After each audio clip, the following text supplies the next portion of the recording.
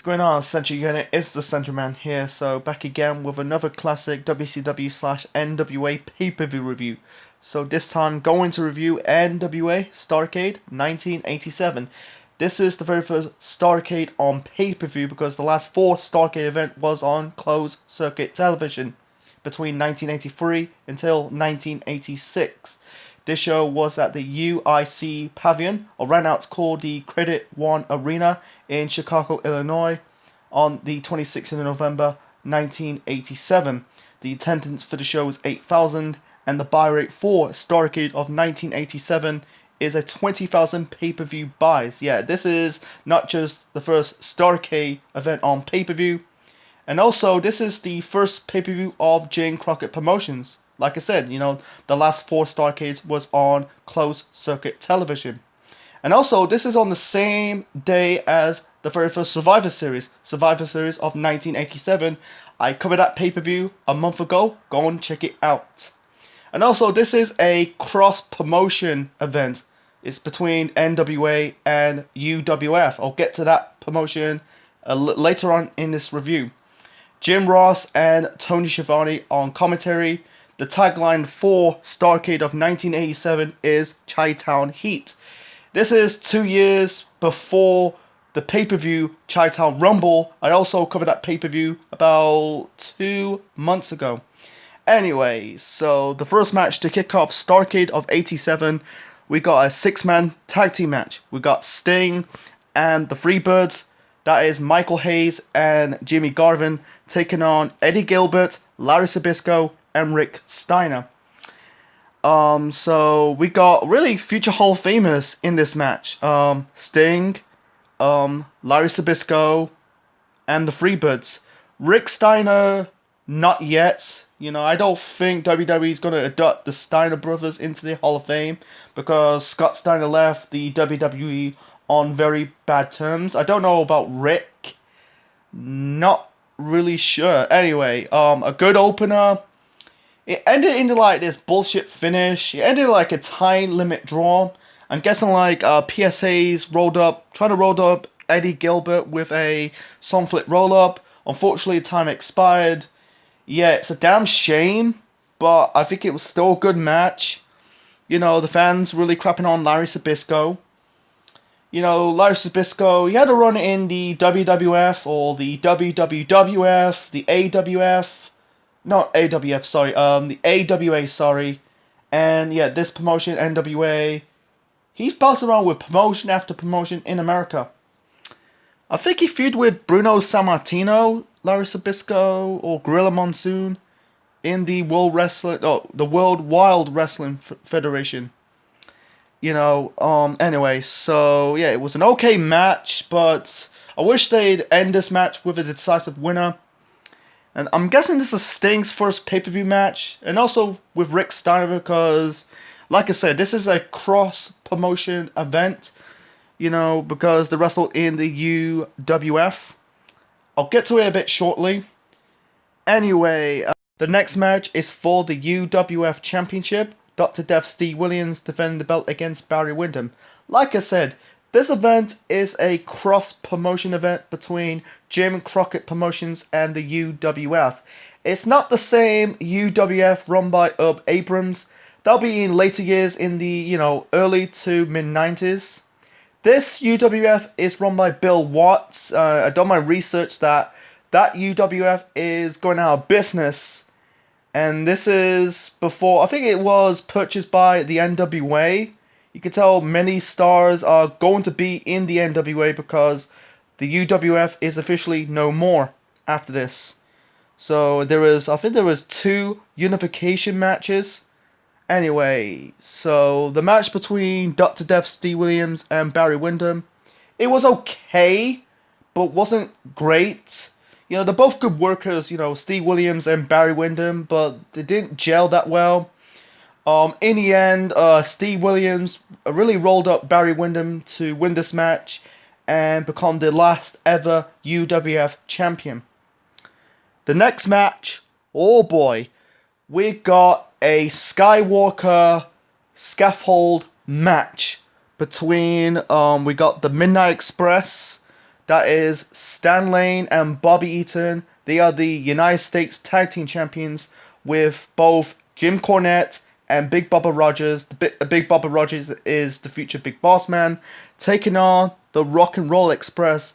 That is Robert Gibson and Ricky Morton. Oh boy, this is a scaffold match. Oh fucking lord. This is the second ever scaffold match, in my knowledge. I done my research. The first one was in the previous year's Starcade.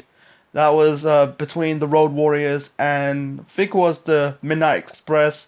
It was the same scaffold match when Jim Cornette suffered a leg injury. I think he blew out both his knees. This was shit. It was dumb and it was boring. I don't want to get into it. I'm trying to keep it short and simple. It was boring. They can't do anything on top of the scaffold. It's basically you have to knock your opponents off the scaffold to win. Yeah, you know, the Rock and Roll Express won this match. They become the new United States Tag Team Champions. And that was it. The next match is for both the NWA and the UWF Television Championships. We've got the NWA TV Champion Nikita Koloff taking on the UWF TV Champion Terry Taylor. The match was slightly decent, but at the same time, it was boring. It kind of dragged. You know, it was about nearly 20 minutes. If they took about 5 minutes off this match, it could be a much better match. But anyway, it's still good. You know, it was brought a lot of fight feel, good storytelling. It was back and forth between Koloff and Terry Taylor. You got Eddie Gilbert in Terry Taylor's corner.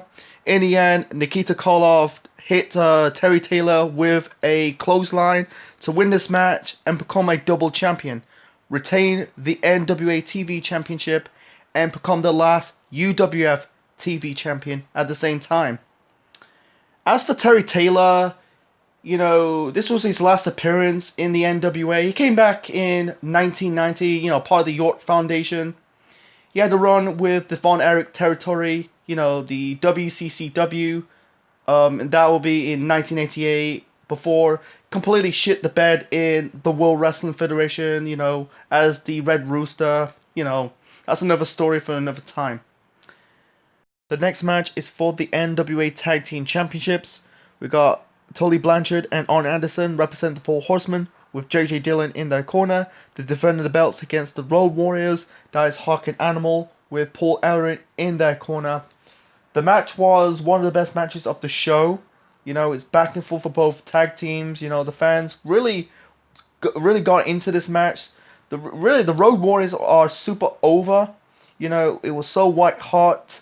In the end, I thought they won the tag team belts. The Road Warriors hit the Doomsday Device onto Arn Anderson to win this match and won the NWA Tag Team Championships. Unfortunately, Earl Hebner really did the free count. Unfortunately, the original referee reversed the decision because one of the Road Warriors thrown Arn Anderson over the top rope, and that was at the time not allowed. You know, I'm glad they ditched it afterwards in later years. You know, they brought it back in the Bill Watts era in WCW. You know, it's a shame. I wish they did like a title change, you know, because unfortunately the Road Warriors won't win the title until really in October of 1988, the following year. You know, they try to keep the Road Warriors chasing after the belts because Blanchard and Anderson won the tag team titles in September of that year. The next match, we got Lex Luger defended the United States Championship against Dusty Rhodes inside of the steel cage. Luger is part of the Four Horsemen with JJ Dillon in his corner. If Dusty Rhodes failed to win the United States title, he will be suspended for 90 days. So they stuck against the odds against Dusty, win the United States title, or be suspended for 90 days. The match was good. It was fun to watch, back and forth between Lex Luger and Dusty Rhodes. I think Dusty got busted wide open in the eye, only a little bit. In the end, JJ trying to help Luger to win this match. He really threw the chair over into the cage. I'm guessing like Dusty grabbed the chair and hit Luger with the DDT on the cage to win this match and become the new United States Champion. This is the first and only time Dusty Rhodes become the US Champion. He held the title until April of 1988. He was stripped of the belt because he attacked the president of Jim Crockett Promotion, Jim Crockett. I'm guessing Nikita Koloff won the title after Dusty got stripped of the belt. Moving on to the main event of Starcade 87, we got the second steel cage match of the show, and this is for the NWA World Heavyweight Championship. We got Ron Garvin, the champion, defending the belt against the Nature Boy Ric Flair. Garvin defeat Flair for the world title in September of 1987. This is the rematch for the World Heavyweight title. This match was physical. Both Flair and Garvin beat the living piss out of each other. It was back and forth. Both Garvin and Flair lock each other with the figure 4 leg lock. I thought Garvin is going to win this match. Before that, Ric Flair busted wide open. Every time Ric Flair is in this type of no holds barred matches, whether it's a steel cage, whether it's a hardcore match, he ends up getting busted wide open. You know, his bleached blonde hair turns red. I think Ric Flair thrives in these hardcore environments. It's just what it is. Ric Flair is Ric Flair. Anyway, I thought Garvin's going to win this match. Unfortunately, that's not the case. Flair basically catapult Garvin into one of the cage walls to win this match, to regain the world title, and win the world title for a 5th time in his career. It's a really shame how Ron Garvin's world title reign ended, because he held the title for 2 months and he dropped the title to Ric Flair at Starcade. I think Flair was the heel, Garvin was the babyface. It's a shame how Garvin never got that respect in major wrestling promotions. I think he got that respect in the territory areas, but not in the NWA / Jim Crockett Promotions, and also with the World Wrestling Federation. It's just what it is.